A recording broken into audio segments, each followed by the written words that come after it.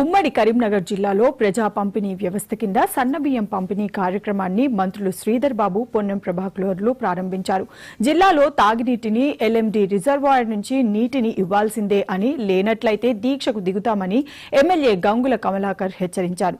సిరిసిల్ల జిల్లా కేంద్రంలోని ప్రభుత్వ పాఠశాలల్లో క్షుద్ర పూజల ఘటన కలకలం రేపింది. జగిత్యాల జిల్లాలో విద్యార్థిని పట్ల అసభ్యంగా ప్రవర్తించిన ఉపాధ్యాయుడిపై అధికారులకు ఫిర్యాదు చేశారు. ఇక ఈ అంశాలకు సంబంధించిన మరిన్ని వివరాలను మా కరీంనగర్ జిల్లా ప్రతినిధి రామకృష్ణ అందిస్తారు. ఉమ్మడి కరీంనగర్ జిల్లాలో ఈ వారం జరిగిన సంఘటనలు ఒకసారి పరిశీలిస్తే రాష్ట్ర బీసీ మరియు రవాణా శాఖ మంత్రి పొన్నం ప్రభాకర్ కరీంనగర్లో సన్న బియ్యం పంపిణీ కార్యక్రమాన్ని చేపట్టడం జరిగింది. కరీంనగర్ జిల్లా కేంద్రంలో ఉన్నటువంటి హౌసింగ్ బోర్డు కాలనీలో రేషన్ షాప్లో ఆయన ఈ కార్యక్రమాన్ని లాంఛనంగా ప్రారంభించారు. ఈ కార్యక్రమంలో లబ్ధిదారులు పెద్ద ఎత్తున పాల్గొన్నారు. ఈ సందర్భంగా ఏర్పాటు చేసిన సభలో ఆయన ప్రసంగించారు. ఈ సందర్భంగా పొన్నం ప్రభాకర్ మాట్లాడుతూ రాష్ట్రంలో ఇప్పటికీ చాలా హామీలు నెరవేర్చడం జరిగిందని, అయితే ప్రతిపక్షాలు కావాలనే ప్రభుత్వంపై బురదజల్లే ఉద్దేశంతోనే విమర్శలు చేస్తున్నాయని కూడా ఆయన మాట్లాడడం జరిగింది. ఇక ఏప్రిల్ చివరి నాటికి రేషన్ కార్డుల పంపిణీ కార్యక్రమం జరుగుతుందని, కొత్త తెల్ల రేషన్ కార్డులు అదేవిధంగా అన్ని రకాల రేషన్ కార్డులను కూడా పంపిణీ కార్యక్రమం జరుగుతుందని కూడా ఆయన హామీ ఇవ్వడం జరిగింది. ఎవరైనా అప్లై చేసుకున్న వాళ్ళు ఉంటే కూడా అప్లై చేసుకుంటే ఏప్రిల్ చివరి నాటికి కూడా రేషన్ కార్డుల పంపిణీ జరుగుతుందని కూడా ఆయన హామీ ఇవ్వడం జరిగింది. ఇక మరోవైపు ఆయన అదే రోజున సిరిసిల్లలో పర్యటించడం జరిగింది. అక్కడ జరిగినటువంటి కార్యక్రమంలో పాల్గొన్న తర్వాత ఆయన మీడియాతో మాట్లాడుతూ కూడా ఈ వారం ఏదైతే హైదరాబాద్లో సంచలనంగా మారినటువంటి హెచ్సియు భూముల గురించి కూడా ఆయన అక్కడ స్పందించడం జరిగింది. కావాలనే గత ప్రభుత్వం ఏదైతే బీఆర్ఎస్ పార్టీ కాంగ్రెస్ పై విమర్శిస్తుంది, అదేవిధంగా గత ప్రభుత్వం కూడా ఎన్నో భూములను వేలం చేసింది. అప్పుడు తాము ఎన్నో ఉద్యమాలు చేశాం, తమ పార్టీ నేతలను కూడా అరెస్ట్ చేయడం కూడా జరిగింది. అప్పుడు తాము ఇదే విధంగా వ్యవహరించామని చెప్పేసి కూడా ఆయన ప్రశ్నించడం జరిగింది. మరోవైపు కావాలనే బీఆర్ఎస్ నేతలు ఏదైతే గవర్నమెంట్ టార్గెట్ చేస్తూ కూడా ఈ రకమైనటువంటి చీప్ ట్రిక్స్ ప్లే చేస్తున్నారని చెప్పేసి కూడా ఆయన తీవ్రంగా విమర్శించడం జరిగింది. ఎస్సీ భూములన్నీ కూడా ప్రభుత్వానికి సంబంధించినవే, అక్కడ ఎలాంటి అటవీ భూములు లేవని కూడా ఆయన చెప్పడం జరిగింది. ఇక మరోవైపు ఈ భూములకు సంబంధించి కూడా ప్రభుత్వం తగిన నిర్ణయం తీసుకుంటుంది కూడా అక్కడ చెప్పడం జరిగింది. ఇక మరోవైపు మంతని నియోజకవర్గంలో రాష్ట్ర ఐటీ మరియు పరిశ్రమ శాఖ మంత్రి దుద్దిల శ్రీధర్ బాబు కూడా ఇదే కార్యక్రమాన్ని సన్నబియ్యం పంపిణీ కార్యక్రమం చెప్పడం జరిగింది. అక్కడ మండలంలో పలు మండలాలు మంతని, కాటారం మండలాల్లో కూడా ఆయన పర్యటించి కూడా సన్నబియ్యం పంపిణీ కార్యక్రమం కూడా చేపట్టడం జరిగింది. ఈ సందర్భంగా ఏర్పాటు చేసినటువంటి సమావేశంలో మాట్లాడుతూ ఏదైతే రాష్ట్ర ప్రభుత్వం ఇచ్చినటువంటి హామీలో దాదాపు ఇప్పటికే సగానికి పైగా తాము నెరవేర్చాము, ఇక మిగిలిన వాటికి కూడా నెరవేర్స్తామని కూడా ఆయన చెప్పడం జరిగింది. ఇక సన్నబియ్యం పంపిణీ అనేది పేదవాడి కంచంలో సన్నబియ్యం అనేది కూడా ఒక కలగా ఉండేది, కానీ తమ కాంగ్రెస్ ప్రభుత్వం అది నెరవేర్చిందని చెప్పేసి కూడా ఆయన చెప్పడం జరిగింది. గత ప్రభుత్వం ఎందుకు ఈ సన్నబియ్య పంపిణీ కార్యక్రమం చేయాలని కూడా ఆయన ప్రశ్నించడం జరిగింది.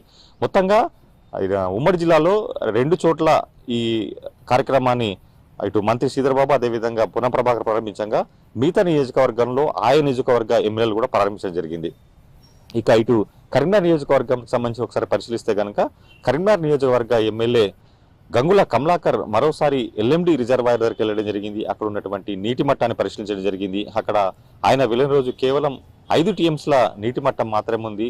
దీంతో కరీంనగర్ ప్రజలకు నీటి ఎద్దడి ఎదురవుతుందని చెప్పేసి కూడా ఆయన ప్రభుత్వంపై ప్రశ్నించడం జరిగింది. మరోవైపు దీనిపైన వెంటనే ప్రభుత్వం చర్యలు తీసుకోవాలి, తాము కాకతీయ కెనాల్ ద్వారా దిగువ ప్రాంతాలకు వ్యవసాయ పంట పొలాలకు నీళ్లు ఇవ్వడానికి తాము వ్యతిరేకం కాదని, అయితే కరీంనగర్ నగరానికి మాత్రం నీళ్లు ఇవ్వాలని చెప్పేసి కూడా ఆయన డిమాండ్ చేయడం జరిగింది.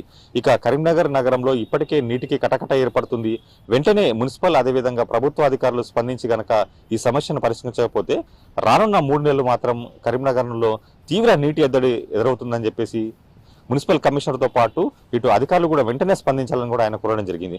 ఒకవేళ గనక కరీంనగర్ నగరానికి గనక నీటి సమస్యను తీర్చకుండా దిగువ ప్రాంతానికి మాత్రం నీటిని ఇదే విధంగా వదిలితే గనక తాము అవసరమైతే ఆ నీటిని అడ్డుకుంటామని కూడా హెచ్చరించడం జరిగింది.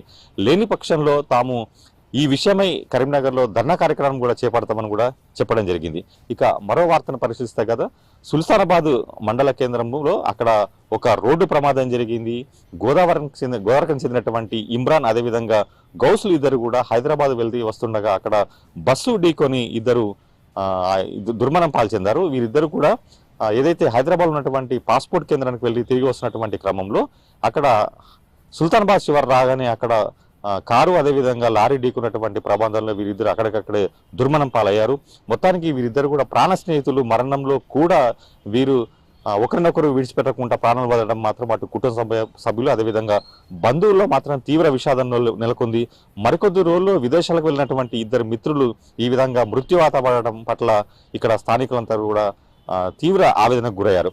ఇక మరో వార్తను చూసినట్లయితే జగిత్యాల రూరల్ మండలంలో అక్కడ ఏదైతే ప్రభుత్వ పాఠశాలలో ప్రధానోపాధ్యాయుడు తమను లైంగికంగా వేధిస్తున్నాడని చెప్పి ఆరోపిస్తూ కూడా అక్కడ విద్యార్థులు తల్లిదండ్రుల సహాయంతో డీఓకి ఫిర్యాదు చేయడం జరిగింది. తమ కులాలను అడుగుతూ అదేవిధంగా అభ్యంతరకరంగా అభ్యంతరకరంగా టచ్ చేస్తూ కూడా హెడ్ మాస్టర్ ప్రవర్తిస్తున్నాడని చెప్పేసి కూడా వాళ్ళు లిఖితపూర్వకంగా ఎవరైతే డీఓకు ఫిర్యాదు చేయడం జరిగింది. దీనిపైన త్వరలోనూ విచారణ చేపట్టి కూడా చర్యలు తీసుకుంటామని చెప్పేసి కూడా తల్లిదండ్రులకు అదేవిధంగా బాలికలకు కూడా ఆయన హామీ ఇవ్వడం జరిగింది. మొత్తంగా ఈ యొక్క సంఘటన మాత్రం జగిత్యాల జిల్లాలో సంచలనం సృష్టించింది. మరోవైపు రాజన్న సిరిసిల్ల జిల్లాలో కూడా ఇదే పాఠశాలలో ఇలాంటి పాఠశాలలో ఇంకో సంఘటన జరిగింది. కాకపోతే ఇక్కడ క్షుద్ర పూజలకు సంబంధించినటువంటి అంశం ఇది. ఇక్కడ ఏదైతే సిరిసిల్లలో ఉన్నటువంటి కుసుమ రామయ్య ప్రభుత్వ పాఠశాలలో ఇక్కడ మొన్న ఏదైతే ఉదయం 5 గంటల ప్రాంతంలోనే అక్కడికి కొంతమంది రావటం అదేవిధంగా మేకను బలిస్తూ కూడా అక్కడ కుంకుమ అదేవిధంగా పసుపు పూసి కూడా క్షుద్ర పూజ చేసే విధంగా అక్కడ ప్రయత్నించారటువంటి ఆరోపణ నేపథ్యంలో అక్కడికి మీడియా వెళ్ళి ప్రశ్నించడం జరిగింది. అయితే అక్కడ ఉన్నటువంటి school assistant record assistant Venkatesham మీడియాను తప్పించుకుంటూ వెళ్ళడం జరిగింది. మీడియా ప్రశ్నించగా తాము స్కూలు వాసు సరిగా లేకపోవడంతో పూజలు చేసేందుకు వచ్చామని చెప్పడం జరిగింది. అయితే స్కూలు వాస్తు బాలేక ఈ చర్యలకు పూనుకున్నారా లేకపోతే అక్కడ ఏదైనా పార్టీ చేసినందుకు ఆ రోజు తెల్లవారుజామునే మేకను కోసేందుకు ప్రయత్నించారని మాత్రం తెలియలేదు.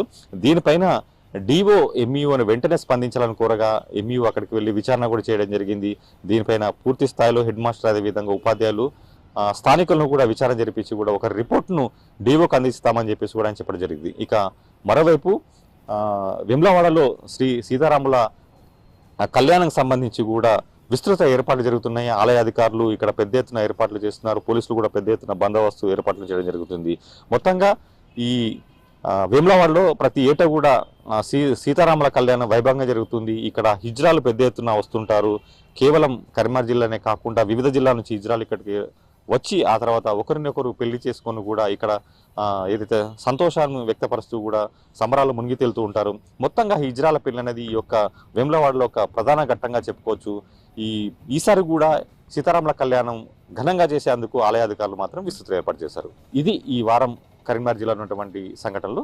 కెమెరామెన్ వినయ్ కుమార్తో రామకృష్ణ.